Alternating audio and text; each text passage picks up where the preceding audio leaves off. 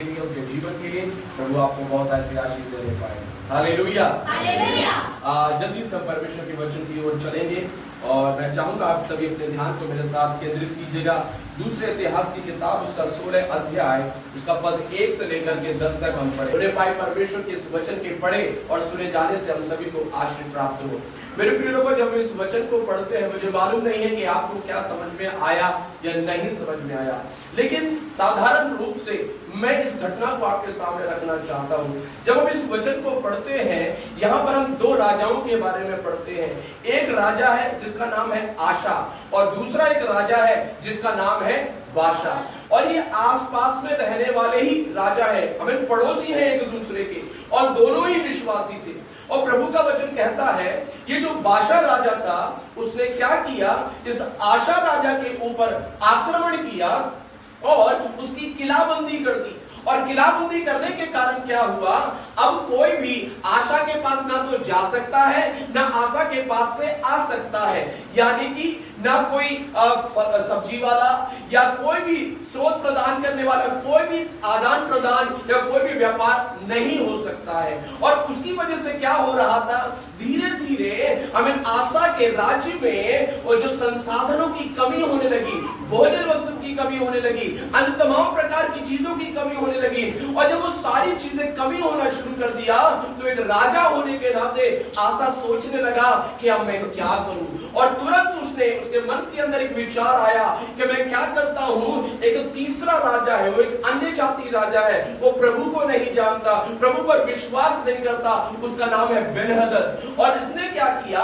उस बेन्हदद के पास गया, अपने कुछ दूतों को भेजा और खाली हाथ नहीं भेजा। उसने क्या किया, परमेश्वर का जो मंदिर था, जो सुंदर मंदिर था, उस सुंदर मंदिर में से सोना और चांदी बहुमूल्य चीजों को निकलवाया और उनको एक तोहफे के रूप में उस बेन्हदद के पास पहुंचा दिया। और कहता है कि देख, तेरे पिताजी और मेरे पिताजी के बीच में एक वाचा थी, देख उसी तरह से मैं चाहता हूं तेरे और मेरे बीच में भी क्या हो जाए, वाचा बन जाए। और मैं चाहता हूं कि तू मेरे लिए लड़ना शुरू कर। और देख, बादशाह राजा ने जो मेरा किलाबंदी करके रखा हुआ है, तू उठ करके उससे युद्ध कर। और प्रभु का वचन कहता है बेन्हदद ने उस सोने चांदी को ले लिया और जाकर के क्या करना शुरू किया, उस बादशाह राजा से युद्ध करना शुरू किया। और वो बादशाह उस युद्ध में हार गया और सब कुछ छोड़ करके वो भाग गया। बाइबल कहती है अब किस तरह से आशा ने क्या कर लिया, अपने नगर को बचा लिया। और नगर को बचाने के बाद उसने क्या करना शुरू किया, अपने नगर का निर्माण करना शुरू किया। उसी समय पर एक परमेश्वर का दास, एक भविष्यद्वक्ता आया जिसका नाम था हनानी। और उस परमेश्वर के दास ने बोला, हे आशा, क्या बीते दिनों में परमेश्वर ने तुझे जितने युद्ध तूने लड़े उसमें छुटकारा नहीं दिया था क्या वो बड़ी सेनाएं नहीं थी क्या? जब तूने परमेश्वर पर भरोसा किया तो प्रभु ने वहां से तुझे छुटकारा दिया। लेकिन इस बार क्या हो गया, इस बार तूने क्यों प्रभु पर भरोसा नहीं रखा? और वो परमेश्वर का दास कहता है कि देख, परमेश्वर की निगाहें स्वर्ग से इस पृथ्वी पर लगी रहती हैं ताकि जिसका मन परमेश्वर की ओर निष्कपट लगा हुआ हो, उनकी सहायता करने के लिए परमेश्वर अपने सामर्थ्य को दिखाने पाए। बाइबल कहती है अमीर उस राजा ने उस भविष्यद्वक्ता की, प्रभु के दास की बात सुन तो ली, लेकिन उस बात को सुनने के बाद क्या हो गया, क्रोधित हो गया। लिखा है क्या हो गया, क्रोधित हो गया। और सिर्फ क्रोधित ही नहीं हुआ, उसको पकड़ करके बंदी गृह में डाला और काठ में उसको क्या कर दिया, ठुकवा दिया, लिखा हुआ है। फिर इतना ही नहीं, हमें वो क्या करने लगा, अपनी प्रजा के ऊपर अत्याचार करना शुरू कर दिया। और क्या हुआ, जब उसने अत्याचार करना शुरू किया तो बाइबल कहती है वो पैर का रोगी हो गया। और जब उसको पैर का रोग हुआ तो प्रभु के वचन में लिखा हुआ है वो परमेश्वर को ढूंढने की बजाय किसको ढूंढने लग गया, वो डॉक्टरों के पीछे भागना शुरू किया, वैद्यों के पीछे भागना शुरू किया और अंततः उसकी क्या हो गई, मृत्यु हो गई। मेरे प्रिय लोगों, बड़े ध्यान से सुनिए। आज आप सोचेंगे कि ये वचन, इसमें हमारे लिए क्या हो सकता है। मैं आपको बताता हूं, कई बार हम दूसरों की गलतियों से बहुत कुछ सीख जाते हैं। हमें जब बहुत दूसरे लोग कुछ गलतियां करते हैं, उनके जीवन को देख करके हमें क्या मिलती है, एक सीख मिलती है। यहाँ पर इस राजा आशा को हम देखेंगे, उसके जीवन को हम देखेंगे। उसका जीवन का अंत क्या हुआ, कैसे मर गया, किसी युद्ध में नहीं मरा, कोई बहुत बड़ा काम करके नहीं मरा। कैसे मरा मालूम है? हमें एक पैर के रोग से क्या था, रोगी हुआ था, जिसमें से वो क्या कर सकता है, ठीक हो सकता है, लेकिन वो ठीक नहीं हुआ। अंततः उसने अपने जीवन को क्या कर दिया, गवा दिया और वो मर मिटा। मेरे प्रिय लोगों, कारण क्या है? उसके जीवन के अंदर ऐसी क्या बातें पाई जाती थी? कुछ बातों को मैं आज आपके सामने रखना चाहता हूं, जिससे मैं और आप सीखने पाए, ताकि इस राजा के जीवन से मुझे और आपको बड़ी सीख मिलने पाए। मेरे प्रिय लोगों, बड़े ध्यान से सुनिएगा। सबसे पहली कमी इस राजा के अंदर पता है क्या थी? बाइबल बताती है, जब हम उसके जब वो हनानी राजा, हनानी भविष्यद्वक्ता उसके पास आकर के उसको बताना शुरू करता है, 9वें पद में कहता है, देख यहोवा की दृष्टि सारी पृथ्वी पर इसलिए फिरती रहती है कि जिनका मन उसकी ओर निष्कपट रहता है, उनकी सहायता में वो अपनी सामर्थ्य दिखाए। हिंदी भाषा में एक शब्द लिखा हुआ है निष्कपट, लेकिन जब हम अंग्रेजी की भाषा में इस वचन को पढ़ते हैं तो वहां पर एक शब्द इस्तेमाल किया गया है, लॉयल, जिसका हृदय परमेश्वर के सामने क्या होता है, लॉयल। लॉयल का मतलब होता है वफादार।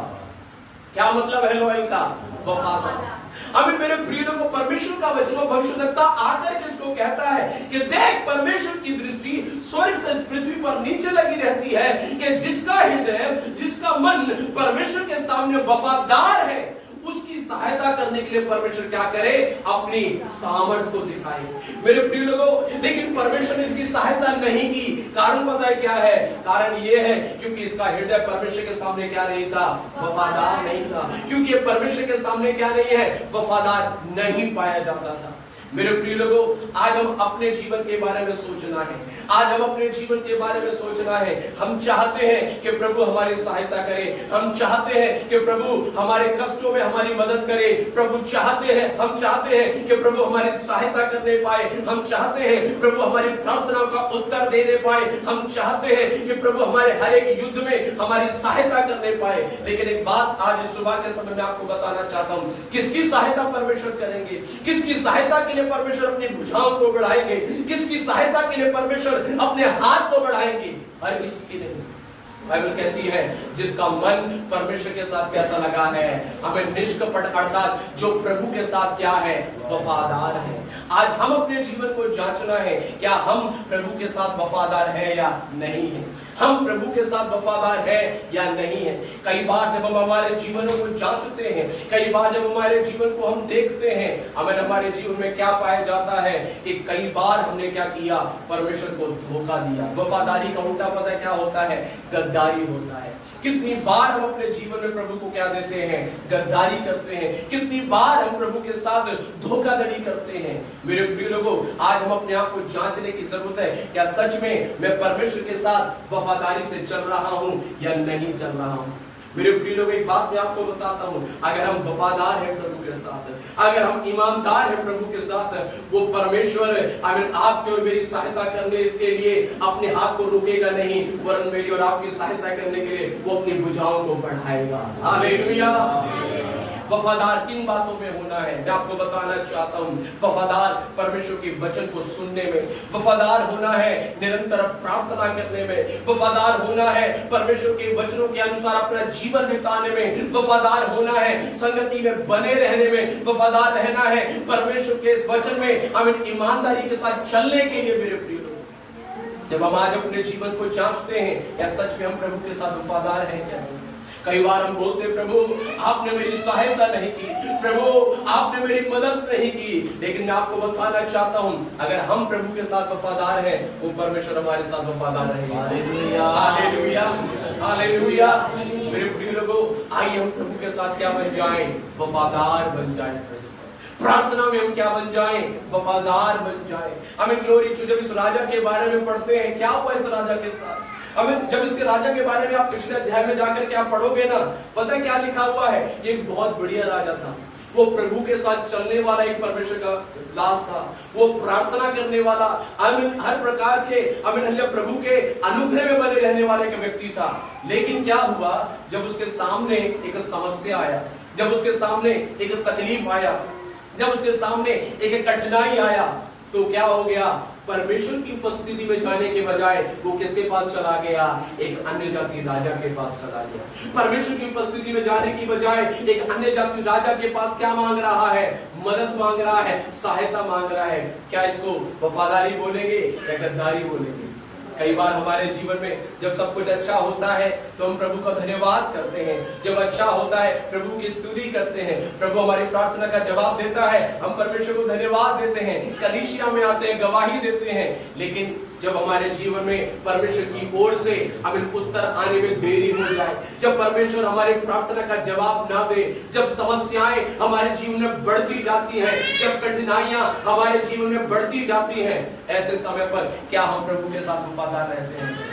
क्या कहीं हम भी तो हमें इस राजा के समान, वो प्रभु तो नहीं सुन रहा है, प्रभु की ओर से कोई जवाब नहीं आ रहा है, इतने बार प्रार्थना करवाया, इतनी बार प्रार्थना करवाया, चलो एक काम करते हैं, हम दूसरी ओर चले जाते हैं, चलो किसी और के पास चले जाते हैं, चलो हम किसी और से सहायता मांगते हैं।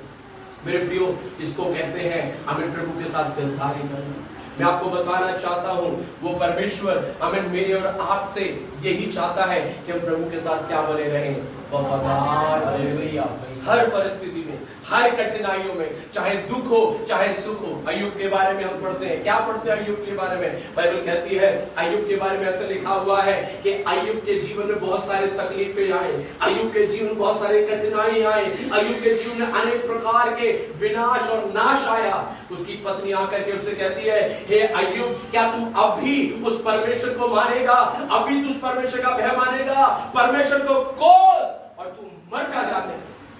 हमें अय्यूब ने क्या बोला? तू एक मूढ़ स्त्री है, तू एक मूर्ख स्त्री है। हमें जिस परमेश्वर ने सब कुछ दिया, क्या हम उस परमेश्वर से सिर्फ सुख ही सुख लेते रहे? क्या हम उसे दुख ना लें? और अय्यूब कहता है, हमें अय्यूब की किताब बताती है कि अय्यूब ने परमेश्वर के खिलाफ क्या नहीं खोला? अपने मुंह को नहीं खोला, ना उसने परमेश्वर को श्राप दिया। Hallelujah, hallelujah. दुख है, कठिनाइयां है, समस्या है, लेकिन फिर भी उसने हमें परमेश्वर के खिलाफ मुंह को नहीं खोला। मेरे प्रिय लोगों, मैं आपको क्या बताना चाहता हूँ? मैं आपको बताना चाहता हूँ, हम इसको बोलते हैं वफादारी। अय्यूब क्या रहा? वफादार। उसने बोला, प्रभु तेरे खिलाफ में कोई भी हमें बुरी बात नहीं बोलूंगा, प्रभु तेरे खिलाफ में कोई भी बुरा शब्द नहीं निकालूंगा। बाइबल में एक परमेश्वर का दास था, आमीन हालेलुया, जब हम प्रकाशित वाक्य में आते, उसका नाम है एंटिपस करके उसका नाम था। और ऐसे बताते हैं इतिहास में कि क्योंकि वो प्रभु यीशु मसीह पर विश्वास करता था, क्योंकि वो प्रभु यीशु मसीह पर भरोसा करता था, उसको क्या कर दिया गया? रोम के सम्राट ने उसको बुलाया और उससे बोला, आज ही तू यीशु मसीह के नाम का इनकार कर दे। अगर तू यीशु मसीह का इनकार कर देगा तो मैं तुझे छोड़ दूंगा, अन्यथा तुझे मृत्यु दंड दिया जाएगा। आपको मालूम है एंटिपस ने क्या बोला?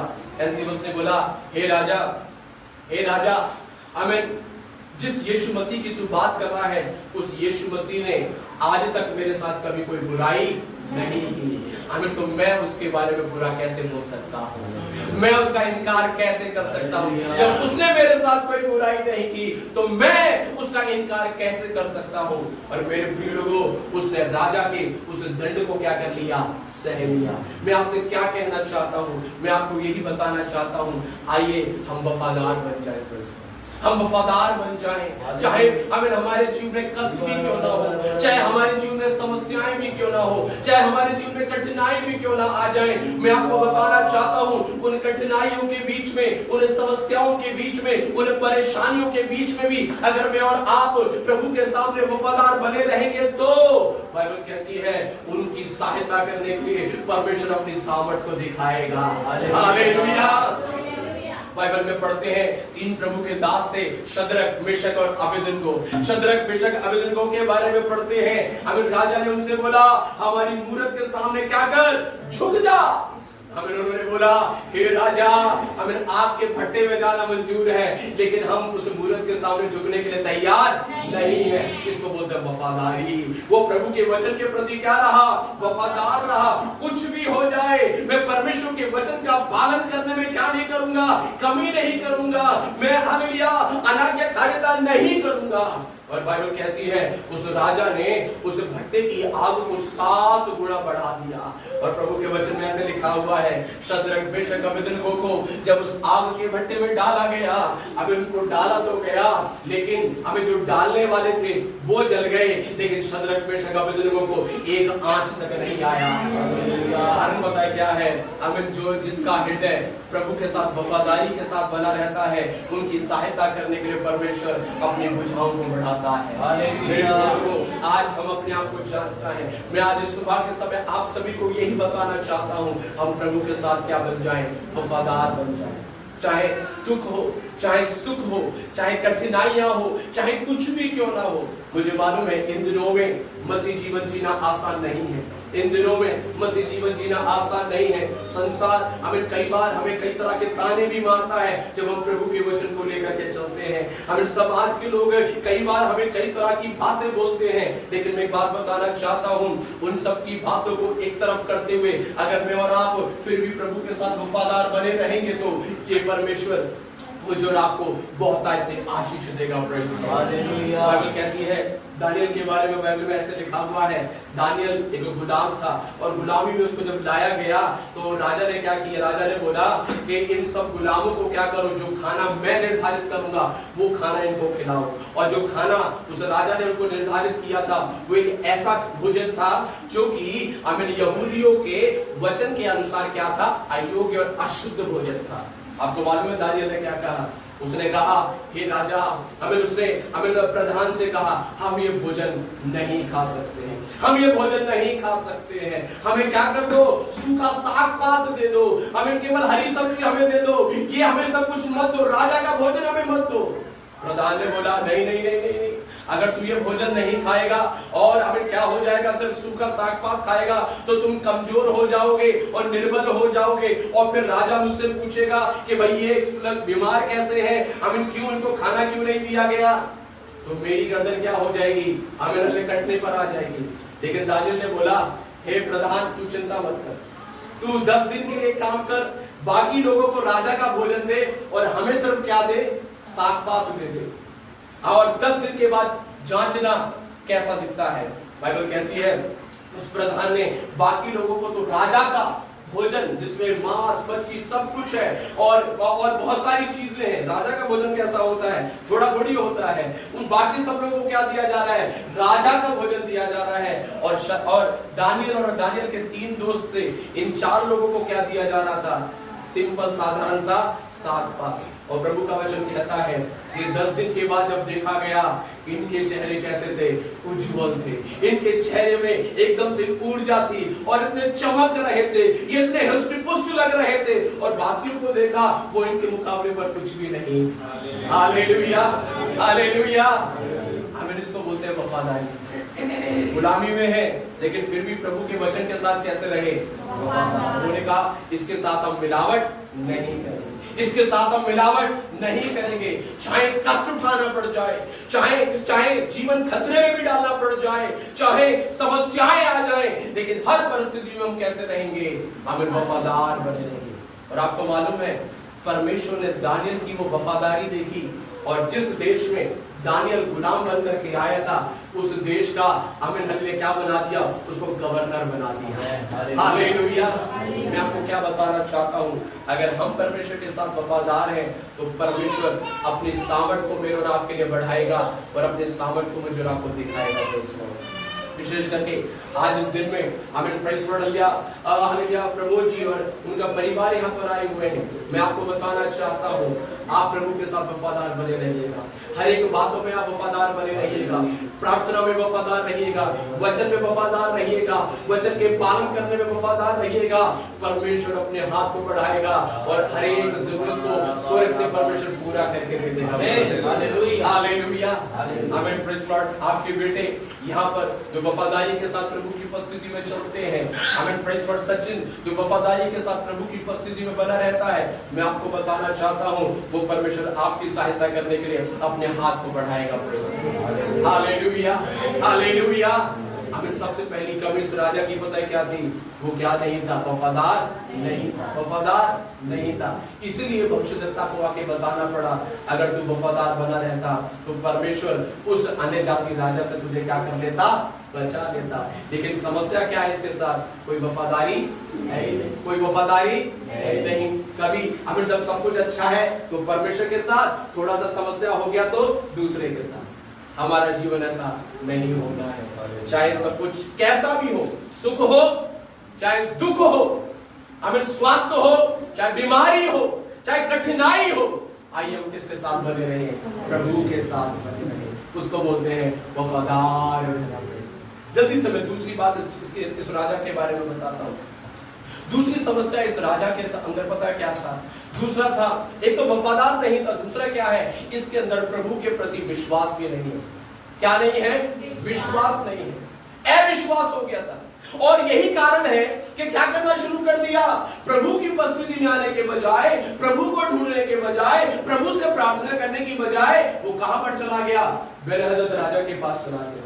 और अब केवल बेन्हदद राजा के पास गया ही नहीं, बाइबल कहती है परमेश्वर के मंदिर में से क्या निकाला? सोना चांदी निकाला। सोना चांदी लेकर के किसके पास चला गया? हाँ, क्या करने के लिए? ये सोना चांदी क्यों लेकर के गया होगा? ऐसे सोना चांदी क्यों लेकर के गया होगा? उसको खुश करने के लिए, उसको प्रसन्न करने के लिए। हम हे राजा, तू मुझसे क्या हो जाए? खुश हो जाए, और आकर के तू मेरी क्या कर? सहायता कर। आज उसको क्यों उसको खुश करने की जरूरत पड़ रही है? कारण पता है क्या है? क्योंकि उसको परमेश्वर पर भरोसा नहीं है। कई बार हमारे जीवन में भी हम क्या करते हैं? जब हमारे विश्वास को हम खो देते हैं ना, फिर हम पता क्या करना शुरू करते हैं? फिर हम लोगों को खुश करना शुरू कर देते हैं। फिर हम लोगों को खुश करना शुरू करते हैं, है ना? और लोगों को खुश करना आसान नहीं है। मैं आपको बता देता हूं, बड़े ध्यान से सुनिएगा। परमेश्वर और इस संसार के लोग दोनों को भी एक साथ खुश नहीं कर सकते। अब पर इस राजा को, बेन्हदद राजा को खुश करने के लिए क्या देना पड़ा इसको? क्या देना पड़ा इसको? सोना चांदी। और कहां से दिया उसने सोना चांदी? अपने घर से भी नहीं दिया। कहां से निकाल रहा है? परमेश्वर के भवन से सोना चांदी को निकाल करके किसको दे रहा है? उसको दे रहा है। बड़े ध्यान से सुनिएगा। मतलब परमेश्वर की चीजों को हमें तुम क्या करके दाव पर लगा करके लोगों को क्या कर रहा है? खुश कर रहा है। समझ पा रहे हैं क्या? कई बार हमारे साथ भी तो वैसे ही है।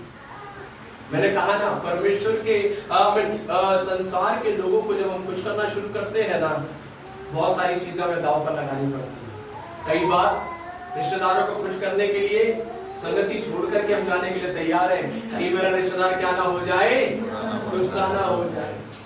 हमें कई बार क्या करने के लिए, हमें अपने दोस्तों को खुश करने के लिए, हमें प्रार्थनाओं को छोड़ने के लिए हम तैयार हैं। कहीं मेरा दोस्त क्या ना हो जाए, नाराज ना हो जाए।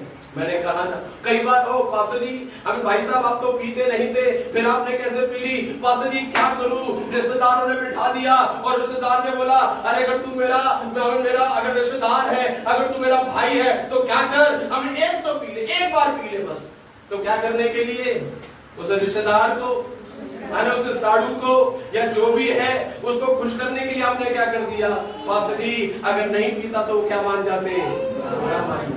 समझ पा रहे हैं क्या? मैं आपको बताना चाहता हूं, आप परमेश्वर के वचन को दांव पर रख करके आप क्या कर रहे हैं? लोगों को खुश कर रहे हैं। जैसे ये राजा क्या किया मालूम है? हमें अपने घर से सोना चांदी लाता, वो भी ठीक है, कहां से लेकर के जा रहा है? प्रभु के भवन से निकाल करके, यानी कि प्रभु की चीजों को बेच करके, अपने ईमान को बेच करके, अपने विश्वास को बेच करके, अपने हालेलुया प्रार्थना को तुम बेच करके हमें क्या कर रहे हो? लोगों को खुश कर रहे हो।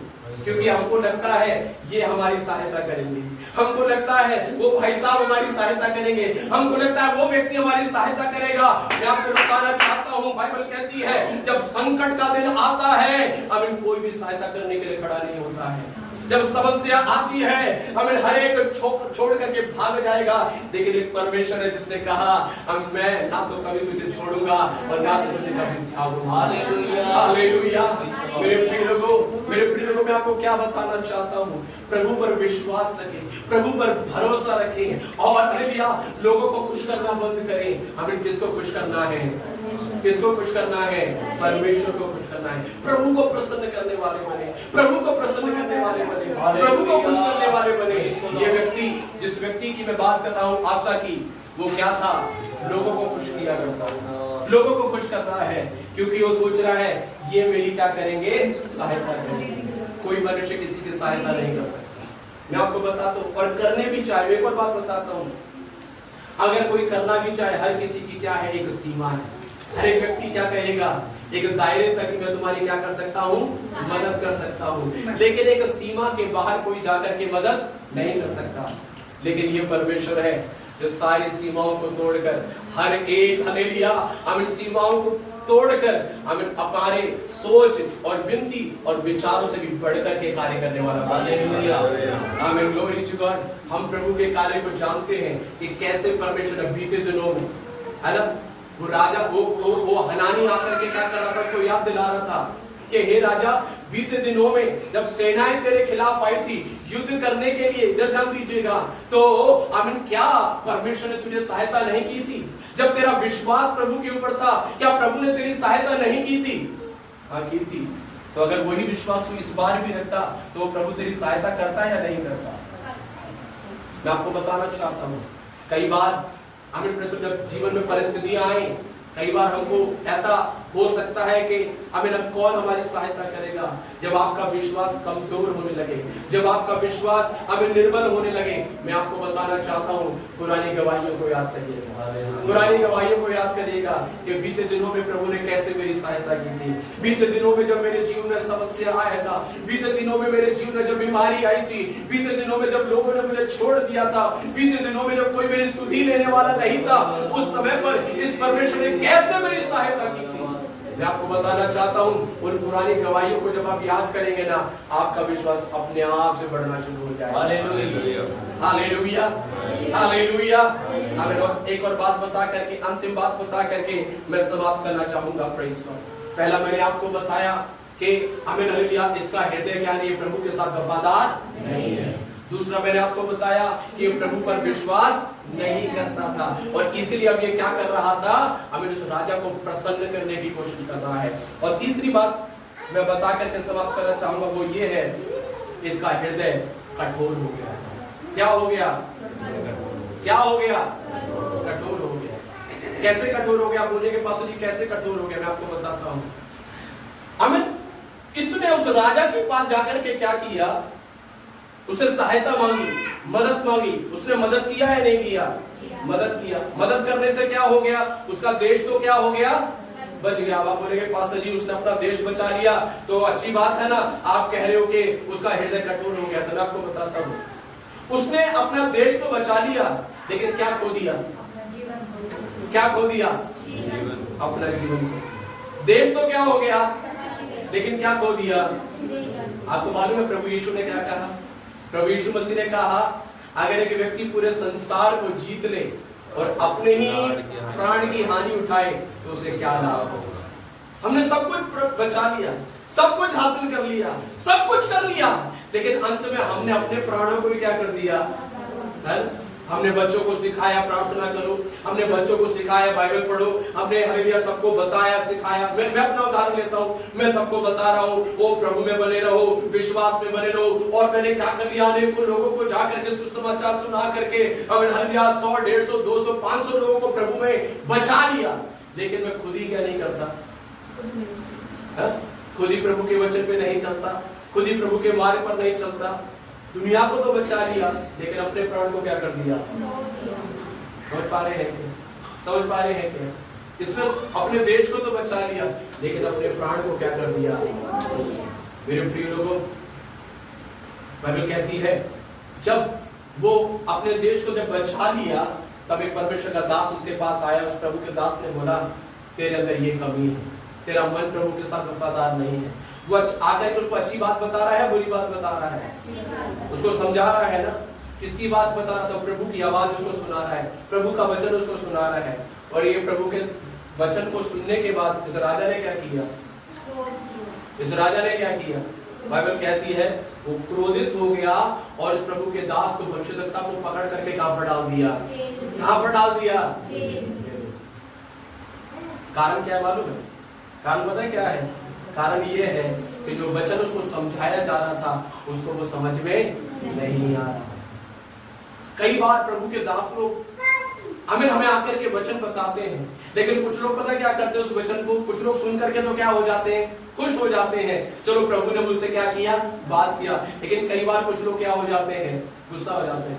हाँ तो पास्टर जी मेरे बारे में बोल रहे हैं, उन्हें किसी ने बता दिया होगा, किसी ने जाकर के, इसीलिए आज प्रचार में उन्होंने क्या कर दिया? मेरी बात बोल दी। समझ पा रहे हैं क्या?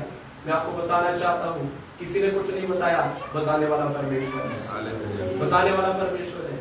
मेरे प्रिय लोगों, किसको बुरा लगता है मालूम है?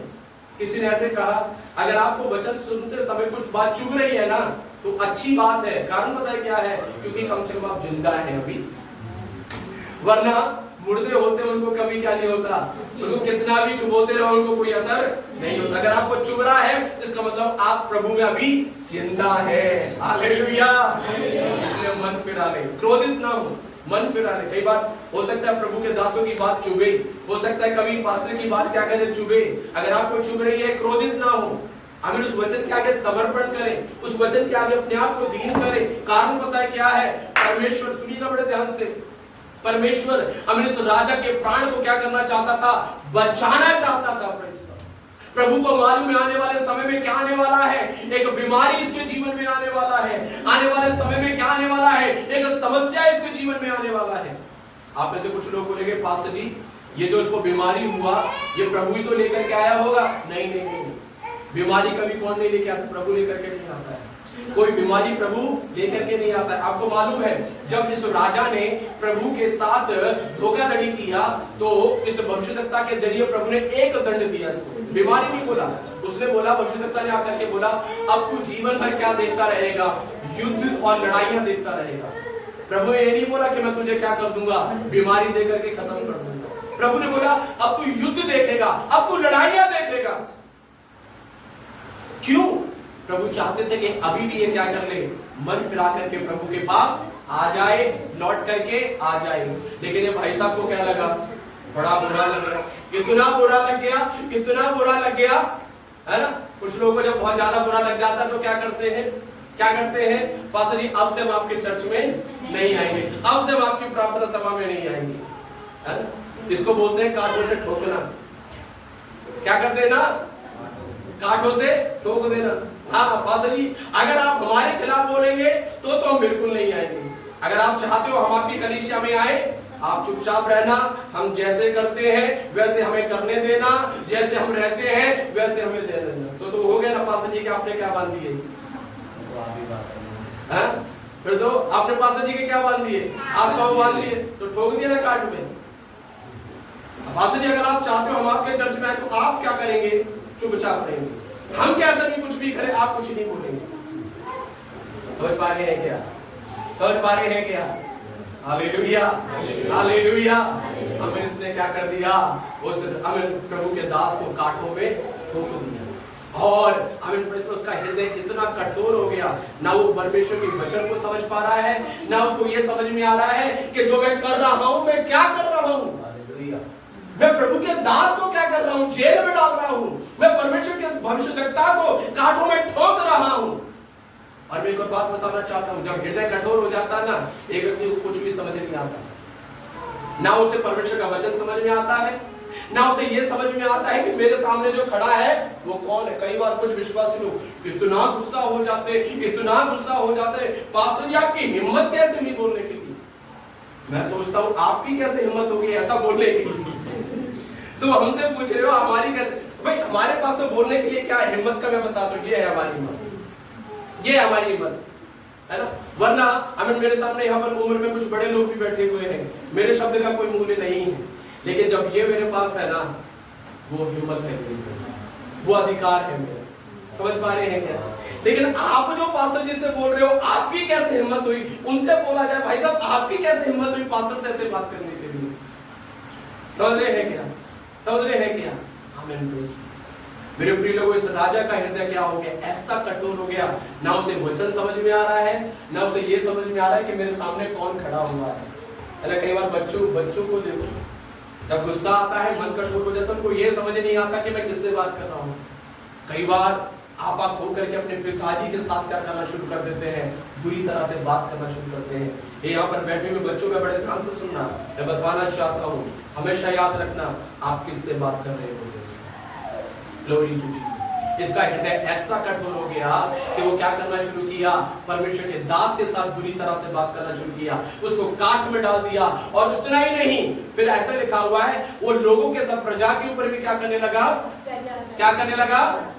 एक व्यक्ति का हृदय जब कठोर हो जाता है ना, केवल वो कलीसिया और पास्टर के साथ ही बुरा व्यवहार नहीं करता है, फिर वो अपने लोगों के साथ भी क्या करना शुरू कर देता है, अपनी पत्नी के साथ। मेरी पत्नी थोड़ा सा समझाए तो मेरी पत्नी के साथ, अच्छा तू मुझे सिखाएगी, तू मुझे बताएगी। अगर थोड़ा बहुत बच्चे समझाना शुरू करे, अच्छा तुम मुझे सिखाओगे, मैंने दुनिया देखी है। क्या करना शुरू कर देते हैं, बच्चों पर अत्याचार, हालेलुया, पत्नी पर अत्याचार। वैसा ही ये हो गया। मेरे प्रिय लोग बड़े ध्यान से सुनना, बाइबल कहती है वो इतना कठोर हो गया, इतना कठोर हो गया, एक बीमारी उसके जीवन में आई। वो पैर का क्या हो गया था, रोगी हो गया था। पैर का क्या हो गया, रोगी हो गया। अब वो क्या कर रहा है, पैर का रोगी होने के बाद कम से कम थोड़ा अकल तो आना चाहिए, थोड़ा बहुत अकल आना चाहिए। भाई अब हमें इतना दवाई ले लिए, कुछ भी नहीं हो रहा है, ठीक नहीं हो रहा है, अब तो एक ही जगह है जहाँ पर ठीक हो सकता है, वह प्रभु के शरण। इतना तो समझ में आना चाहिए था। बाइबल कहती है वो जीवन भर किसके पीछे भागता रहा, वैद्यों के पीछे भागता रहा, और प्रभु को उसने नहीं खोजा। इसको बोलते कठोर हृदय। मेरे प्रिय लोग, हमारा ऐसा हृदय कठोर ना हो, कभी भी ऐसा कठोर ना हो। मेरे प्रिय लोगों, आइए प्रभु के सामने नम्र हो जाए, प्रभु के सामने दीन हो जाए। आमीन। बाइबल कहती है अंततः वो इतना रोगी हो गया कि उसकी क्या हो गई, किसकी वजह से उसकी मृत्यु हुई, किसकी वजह से उसकी मृत्यु हुई, उसके खुद की वजह से, उसके कठोर मन की वजह से, उसके कठोर हृदय की वजह से। मेरे प्रिय लोगों, आइए हमारे हृदय को कभी कठोर होने ना, हमारे मन को कभी कठोर होने देता। कई बार शैतान हमारे हृदय को क्या कर देता है, पत्थर के जैसा बना देता है, लेकिन परमेश्वर की आत्मा, बाइबल कहती है वो हमारे हृदय को तोड़ने वाला आत्मा है। आइए उस प्रभु के आगे हम समर्पण करें। इस राजा के जीवन से हमने बहुत सारी बातों को सीखा। आमीन, ग्लोरी टू गॉड। मेरे प्रिय लोग, आइए प्रभु के समक्ष एक वफादार विश्वासी बन जाए, प्रभु के सामने प्रभु पर भरोसा करने वाले, प्रभु को प्रसन्न करने वाले विश्वासी बन जाए। मेरे प्रिय लोगों, आमीन, हालेलुया, नम्र हृदय वाले विश्वासी बन जाए, कठोर हृदय नहीं। आइए हम अपने आप को इस सुने वचन के आगे हम समर्पण